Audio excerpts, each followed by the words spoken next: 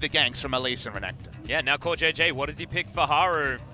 Looking at a tanky one, and the Sejuani just going to be picked up. So face check the Spider Lady. That's a heck of a lot of damage. Bit of a peculiar draft, really, if you think about it. So this is actually something I wouldn't have expected, but this on screen is definitely an expectation. Yep, Dominus actually popped immediately as some cute moves come in, but it's all too easy to pick up that first blood. Spirit doesn't even have the turret aggro, so doesn't need to repel as Marin has enough health to hold him off. Freaka Freaks understandably starting this series strongly, as it is game one. You see Marin even taking that casual they're thinking turret about shot more. like he likes.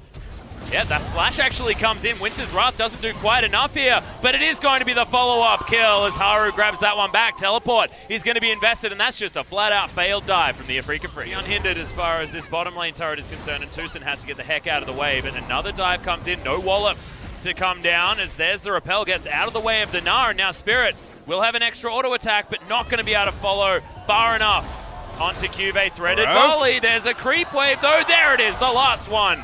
That's going to be the kill. The second one for the Freaka Freaks, bearing down on the Samsung squad.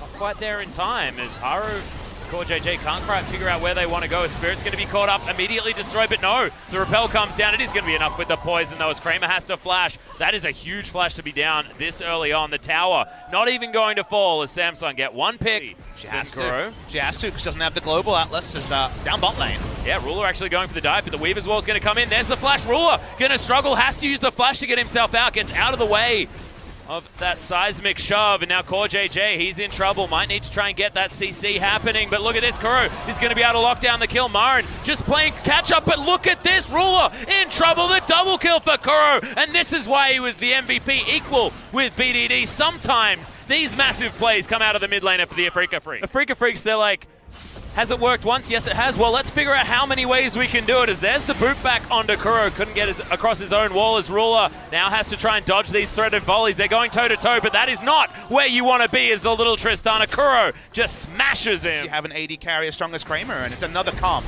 that's about Kramer. Yep, Spirit now as well calling in Kramer, who's going to come down and get a lot of damage onto koqmaw. Not going to be sped up enough, doesn't have flash, and the living artillery is easily enough to get rid of the robot man. To go over the wall. Yep. Arctic Assault certainly going to be there. Weaver's Wall is going to make sure that they know exactly his trajectory. As in he goes, looking for the steal, and he gets it! Haru, the hero for Samsung, is going to sacrifice himself, but that'll slow down the Freaka Freaks so much. If he's ever turned on to. Yeah, that was a little bit cute. The pug getting put into the pen as the ultimate does fly wide of Kramer. They pick up the kill onto Tucson very quickly, though. I like it. Haru getting obliterated, has to flash to get himself out of the way as Ruler goes toe-to-toe with the Kogmaw and wins out. But look at the health bars on the tanks. They have been completely obliterated. Most value out of the Trist is the one thing they have done this game. Everything else has gone the way of a Freak. Well, Weaver's Wall is going to come in. This is the Freaka Freaks looking for a fight. And Spirit, he's actually pretty tanky right now as Kuro makes his way forward. Samsung, they want none of this. Do not want this fight. But Crown turns it around immediately. They get rid of Kramer, and the fight is on. Samsung, are they going to head towards the Baron? Acathian Surprise does a bit of chunk work, but could be an opportunity now. Health bar's relatively low. Brute force down this Baron. People are going to have to start lining up, and Blitzcrank might get good target selection. Yeah, Marin is at full health. Phenomenal flash from Kuro. You're right to exclaim about that one, Papa Smithy. Double seismic shove comes in as Crown has to get himself out. Mega Gnar at a good time here for QUALIFER, but the main thing is they're forced off the Baron, and there's 3 seconds on Kramer. Just true late game territory, and Samsung scaling matters. Hulk City. That's fantastic. Flashes into the ult. There's no way to use anything to get out of the way. With almost gold parity.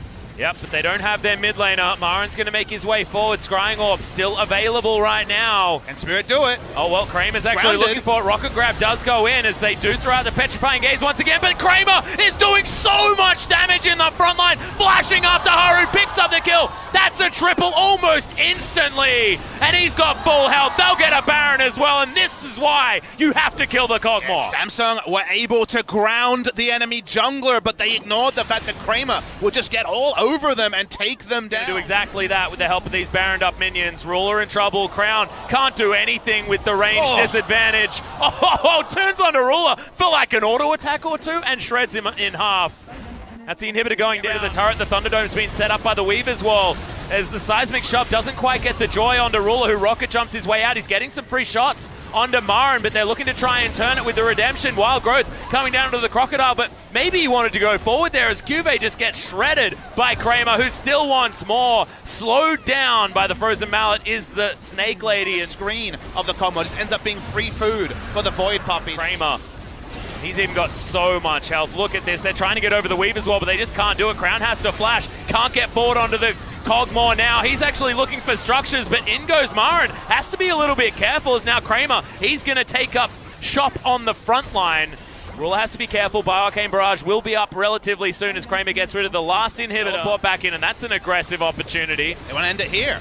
Yeah, they want to. We've got double super minions knocking on the front door. Inhibitor goes back up in the mid lane, but they've still got a heck of a lot of them removed as they have to get so far away from Kramer. Look at the circle being taken out by Samsung just based on where Kogmaw is. Sliver of health on the last remaining turret, and that is going to be Kuro taken down, but most of me thinks that that is almost irrelevant versus this composition of the Afrika Freaks, because he's not going to be the one that they need. There's the cleanse or the QSS, one of the options here for Kramer on cooldown. He's still got a second. As Samsung putting up a valiant defense. Kramer gets himself out of the way, still has the flash, and Haru's going to go for the last minute engagement. QUALIFER can't find any joy though as he flashes forward. It's Kramer! The repel's going to be enough as in goes Kramer. My God, the damage on the Crown. Is the damage going to be there as Ruler turns up? But look at this, they're getting shredded. That's the triple kill. Mon picked up for Spirit as well, and the Nexus destroyed as an afterthought. Afrika Freaks, game one is definitely their territory. And people were watching on wondering why they're still there. It's 4v5. They don't have the Tilia.